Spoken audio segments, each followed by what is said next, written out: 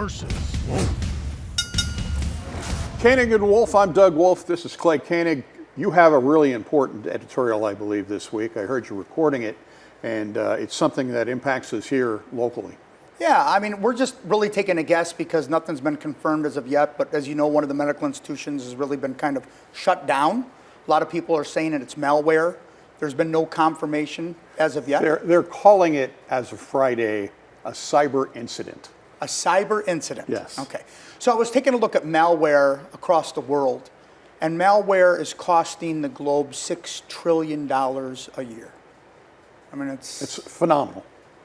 1% of the GDP. Let me interrupt you for 1 second here. Yeah. Is this, do you think, Bobby in the basement, or is this some kind of foreign government that's doing this kind of thing? This is offshore banking accounts. These people are very stealth. They know exactly what they're doing. I mean, we know of local companies around here that's been infected before. And basically, this malware, this ransomware, is blocking your information until you pay the ransom, and then they open that back up. Mm-hmm. I think these hospitals must be easy targets or easier targets, softer targets. Sure. The reason is, I was looking some of this up, and it's been real common to hit these hospitals across the country. Just in late July and August, the FBI reports 4 states with hospitals have been hit by these cyber attacks. 4 different hospital systems in 4 different states: California, Connecticut, Pennsylvania, and Rhode Island, infecting 166 clinics and hospitals. 166. All right, so let me ask you this. Now, this is where we're at because people like to know information. Let's say that this is a cyber incident, malware at a hospital. Should the hospital be transparent and share this information? And let me ask the question with the question. Because if I have a choice of medical facilities and I know that one is down and it could pose some risk or danger, I probably want my family member over at the other hospital. Wouldn't you? Yes, but it's a business, right? It is a business. If I'm a business, I don't want my customers all fleeing and running over to the other place and never coming back.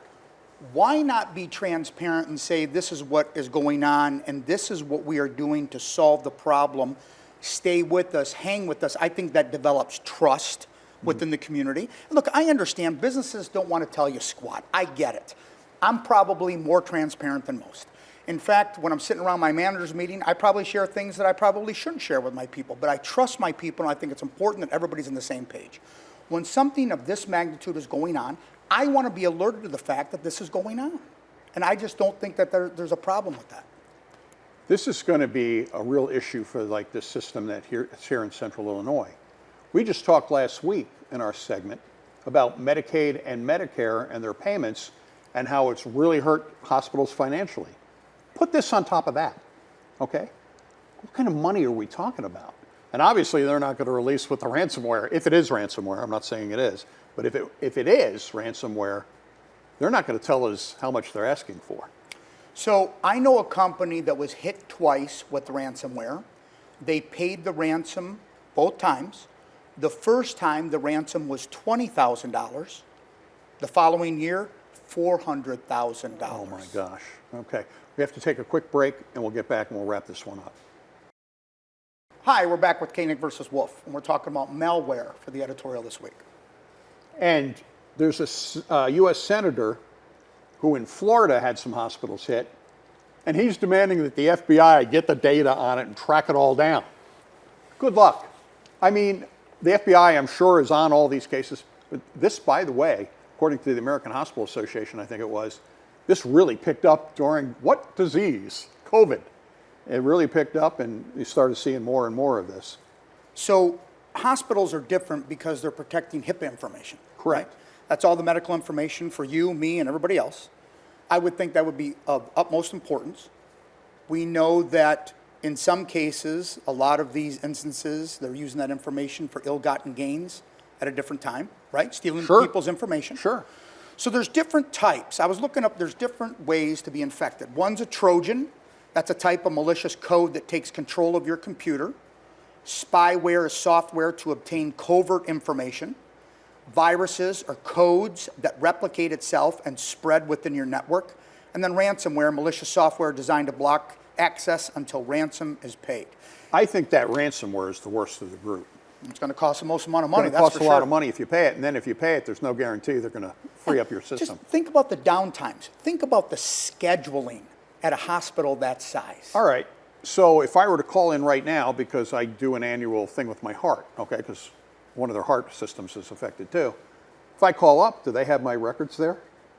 They have the records, they can't have access to They can't the get records. access to them, They which cannot means if get- they have, it's just like not having the records, right?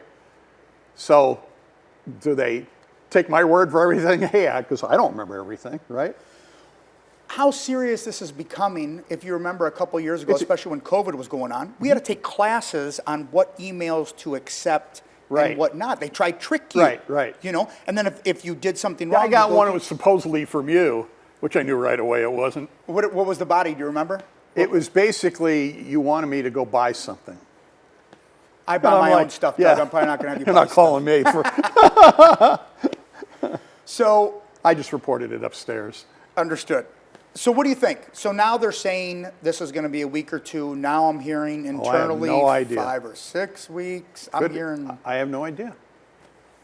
And I don't know if they do. can the hospital survive? How about that? There's a question.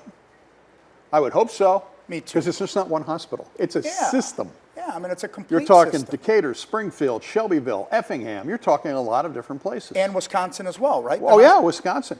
I was just naming the ones in our viewing area. Yeah, oh, yeah, they're all over the place. It's affecting everyone. It's a big system. And these little hospitals, I think, are like they're a softer target. And that's why I think they're doing it.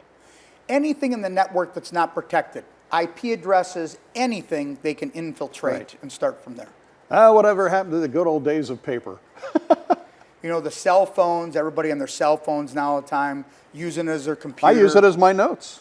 We're going to have this, I mean, this is the rest of our lives. This is what's going It down. really is, really is. And as I was mentioning earlier, this one senator wants the FBI to go look at where is the data going? Where is the FBI isn't going to be able to, if they've been able to figure it out, they'd have figured it out 10 years ago. They're creating companies right now to negotiate ransomware between you as the business and the people in the offshore bank accounts. Scary. Well, I mean, take a look at it. 5 years ago, they had these attorneys scouring television websites for using photos that were not free, were not paid for, so they can get a $5,000 fine. Right. All these guys sitting in their pajamas just trying to pound on people, trying to get their fair share, you know? Copyright infringement and that kind of nonsense. It's ridiculous. It is. The whole world is changing before us, but what can we do? We can warn people, give them all the information that we can, what's going on out there.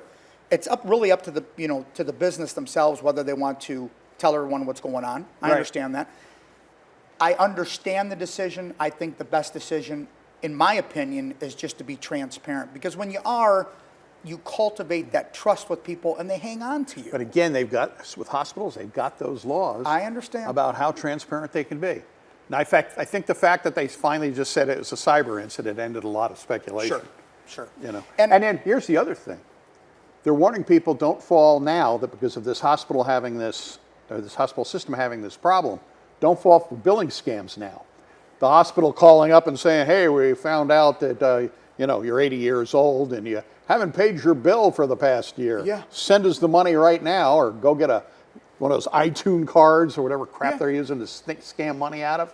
You know, those old people are going to be messed up when these scammers start to call and doing phony billing, because the hospitals are going, hey, we're not calling you about billing. They don't have access to their billing. That's another thing. How much money are they going to lose from lost billing? Well, loss of billing, loss of wages. What are the physicians doing right now? What are the surgeons doing right now? I mean, it's just, it's a complete mess. It's a complete mess. And again, this hospital system, just to put people at comfort, the emergency rooms are still working, the hospital's Sure. still operating. Right. A lot of the systems are all operating. It's just that they can't get into important files and records, for your past medical history. If anything, this is an educational part, I believe, to businesses here in town, because they're going to be looking at this. What do we need to do to protect ourselves? Yeah. If it can hit something as big, as huge as a medical facility, it can certainly hit my bar, my pizza place, my flower shop, what have you. Anybody that's dealing with computers can be hit with ransomware like this. Right.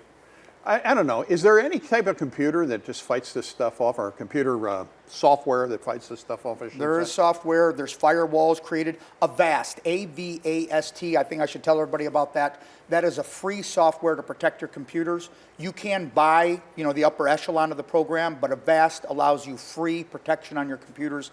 I've been using it for years. I've never had a virus since downloading it. It's fantastic. All right. That's My free plug of the day, I guess. Guess what? We're done. We're done. Thank you, Doug. That was a great topic. It is a great topic. Great It's very topic, something people need to be aware of. And we'll keep people up to date if we find out something else, of course. Absolutely. And of Thank course, you, watch WA&D News. We'll have all that stuff. And WA&D Now. It's a Yeah. huge app for us. Click, click. Click, click is right. Thank you, Doug. Thank you.